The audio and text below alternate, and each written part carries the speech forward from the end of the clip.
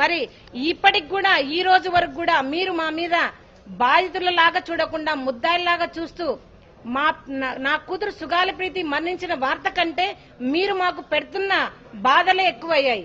మీరు మానసికంగా మమ్మల్ని చంపేస్తున్నారు, మమ్మల్ని మోసం చేస్తున్నారు. ఇప్పటికి కూడా ఈ కూటమి ప్రభుత్వంలో కొంచెం కూడా మరి చలనం లేదు. మరి పవన్ కళ్యాణ్ గారు నిలదీయాల్సినది 2019 నుంచి 2024 వరకు జగన్మోహన్ రెడ్డి గారిని మీరు అంతగా నిలదీశారు కదా, మరి అదే దాంట్లో ఒక 10% అన్నా మీరు కూటమి ప్రభుత్వాన్ని ప్రశ్నించి ఉంటే ఈ రోజు నా కూతురు కేసుకు ఒక సొల్యూషన్ వచ్చేది. మీరు మరి మోడీ గారితో మాట్లాడండి. మీరు మోడీ గారితో మాట్లాడతా అని చెప్పారు, మరి సిబిఐకి ఇప్పిస్తా అన్నారు. మరి మీరు చేసిన హామీలు ఎక్కడికి పోయినాయి? ఎందుకు మీరు సుగాలి ప్రీతి కేసును ఇంతగా మీరు మోసం చేయాల్సి వచ్చింది? కేవలం మీరు డిప్యూటీ సీఎం రాజకీయాల కోసమే మీరు సుగాలి ప్రీతి కేసును వాడుకొని మమ్మల్ని మోసం చేశారు.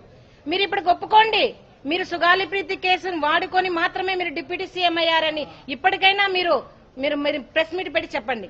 అన్నా, మేము ఏ ఆస్తులు అడగడం లేదు, మేము ఏ హోదాలు అడగడం లేదు, మేము ఏ సీట్లు అడగడం లేదు.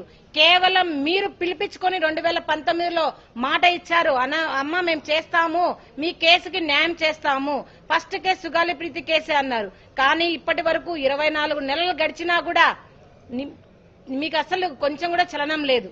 ఎందుకు పవన్ కళ్యాణ్ గారు మీరు ఆడపిల్లల విషయంలో ఇంతగా మీరు మోసం చేస్తున్నారని అడుగుతా ఉన్నాను.